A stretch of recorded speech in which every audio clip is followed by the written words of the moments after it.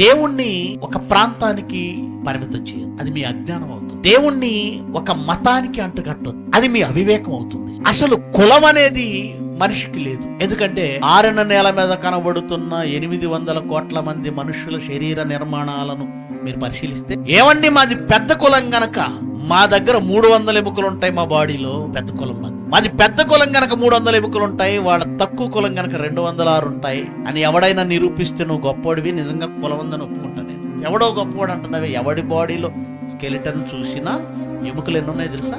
206. ఏమండి ఎర్ర రంగు అంటే పేదోళ్ళ రంగు అండి, మేము హై క్యాస్ట్ కాబట్టి మరి సెపరేట్ కలర్ ఉంటుందని అంటావా? కులానికి అంటగట్టి మాట్లాడడమే మొదటి తప్పు అయితే, చివరికి దేవుణ్ణి కూడా తీసుకొచ్చి ఫలానా వాళ్ళ కులం అని చెప్పి నువ్వు మాట్లాడుతున్నావే, అసలు ఆయన ఎవరో తెలుసా?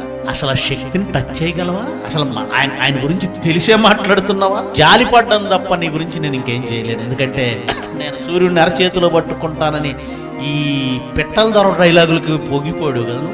ఎవడరా సూర్యుడిని అడిగి అరచేతిలో పట్టుకునేది? డైలాగ్ రాసిన తీసుకురావాలి. ఏది పొయ్యిలో నిప్పు ఒకటి తీసుకొచ్చి పట్టు. 17 మిలియన్ డిగ్రీలు, 17 మిలియన్ డిగ్రీల సెంటిగ్రేడ్. 1 మిలియన్ అంటే 10 lakhs. సూర్యుని కోర్లో ఉండే వేడి 17 మిలియన్ డిగ్రీల సెంటిగ్రేడ్ ఉష్ణోగ్రత. 47 హైయెస్ట్ కి మనుషులు బ్రతకలేక చచ్చిపోయారు. మరి ఆయన ఏంటో తెలుసు, దేవుడు ఏంటో తెలుసా? అలాంటి కొన్ని కోట్ల సూర్యులను కలిపితే ఆయన దేవుడు. ఆయన దగ్గర నీకు గుర్తుగా ఆయన తీసుకెళ్ళిపోయి పలానా కులం ఉంటే దేవుడు అంటావా?